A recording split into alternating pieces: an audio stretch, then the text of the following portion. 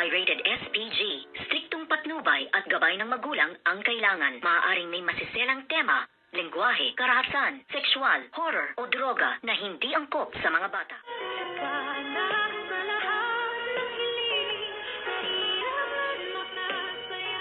Good morning and welcome sa aking munting channel. Nasabi na nga nitong si Miss Lynette Santos ang lahat ng nangyari at naganap nga sa birthday ni Dr. Annalyn Santos, kung paano nga nang gulo itong ang si Moira, at nasabi na rin niya kung ano ang talagang nangyari kay Moira, kay Doc RJ, at dito nga ay sinabi na nga din ni Miss Lynette Santos kay Dr. Annalyn at kay Miss Giselle na sinabi na nga niya ang lahat-lahat kay Doc RJ, at nasabi naman ni Miss Lynette na darating na nga daw kinabukasan si Doc RJ at meron itong isang sorpresa nga kay Dr. Annalyn Santos, at dito nga ay i-celebrate uli nila ang birthday nga ni Dr. Annalyn Santos, at meron pa silang isang surprise na dumating nga si Doc RJ na meron nga itong daladalang isang cake, at nasabi nga ng ating bidang si Dr. Annalyn Santos na kinakabahan siya at ayaw na nga siya ay maging masaya dahil meron nga itong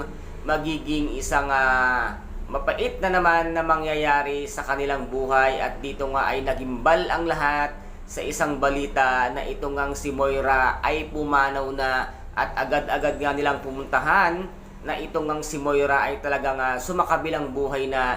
Ngunit ang sabi nga dito ni Miss Lynette Santos ay nakita ko at nandito na ako mismo sa harap ni Moira na siya ay wala na, ngunit hindi pa rin talaga siya kumbinsido na ito nga ay wala na dahil hindi niya maramdaman ang kapayapaan sa kanyang puso. At nasabi na rin naman ni Doc Luke kay Dr. Annalyn Santos kung ano ang talagang nangyari dito nga kay Zoe, na ito ay naaksidente, ngunit sa ngayon ay medyo okay naman na ang kanyang karamdaman dahil naging okay na siya. At nagulat nga ang kaibigan ni Zoe nang ito ay gumising na, at laking pasalamat nila dahil si Zoe ay okay na sa ngayon.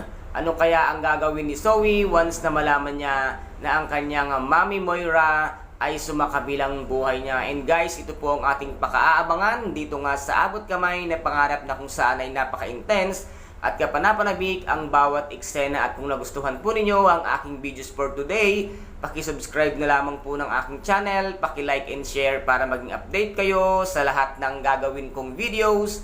Maraming salamat po, ingat, God bless, and bye-bye!